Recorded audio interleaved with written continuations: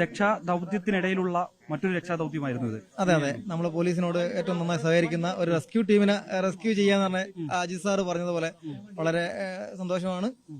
വളരെ ടഫായിട്ടുള്ള ഡ്യൂട്ടിയായിരുന്നു. എന്റെ കൂടെ ഉണ്ടായിരുന്ന കമാൻഡോസ് വെൽ ട്രെയിൻഡ് ആണ്.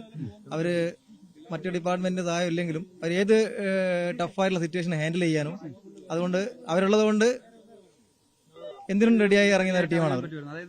ഈ ഉത്തരാഖണ്ഡിലുള്ള ഹൈ ആൾട്ടിറ്റ്യൂഡ് ട്രെയിനിങ് ഒക്കെ കഴിഞ്ഞ ടീമാണല്ലേ? അതെ, എല്ലാവരും കഴിഞ്ഞ ടീമാണ്. പിന്നെ SOG SP സാറിന്റെ കൃത്യമായ സൂപ്പർവിഷൻ ഉണ്ടായിരുന്നു. അദ്ദേഹത്തിന്റെ നിർദ്ദേശപ്രകാരം ഞങ്ങൾ ചെയ്തു. അതായത് ഈ മറുവശത്തായിരുന്നു എന്ന് പറഞ്ഞല്ലോ.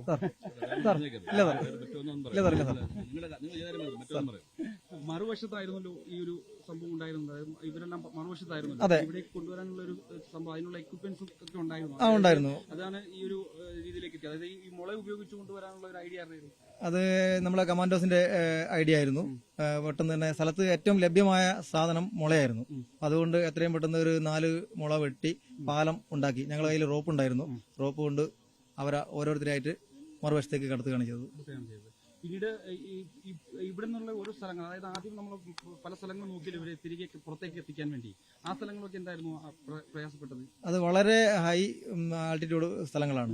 വളരെ സ്റ്റീപ്പായിട്ടുള്ള കുത്തനെയുള്ള കയറ്റങ്ങൾ. ഈ 18 പേര അവർ ഓൾറെഡി ഇന്നലെ രാത്രി കൃത്യമായി രാത്രി ഉറങ്ങാത്തവരാണ്. അവർക്ക് അതിൻ്റെതായ ക്ഷീണമുണ്ട്. അപ്പോൾ അവരെയും കൊണ്ട് കുത്തനെയുള്ള മല കയറുന്നത് ബുദ്ധിമുട്ടായതുകൊണ്ടാണ് കുറച്ച് ചെരുവ് സ്ഥലം നോക്കിയിട്ട് കയറിയത്. ഇപ്പോൾ കമാൻഡോസിന് ഫോറസ്റ്റിനെ കുറിച്ച് കൃത്യമായ ധാരണയുണ്ട്. അത് നമ്മളെ ടീമിന്റെ ഒരു മെയിൻ ബെനിഫിറ്റ് അതാണ്, അഡ്വാൻറ്റേജ്. തീർച്ചയായും അങ്ങനെ തന്നെയാണ്. എന്തായാലും വളരെ ശ്രമകരമായ ദൗത്യത്തിനൊടുവിൽ ഈ 18 പേരെയും സുരക്ഷിതമായി തന്നെ പുറത്തെത്തിക്കാൻ ടീമിന് സാധിച്ചിരിക്കുന്നു എന്നുള്ളതാണ്.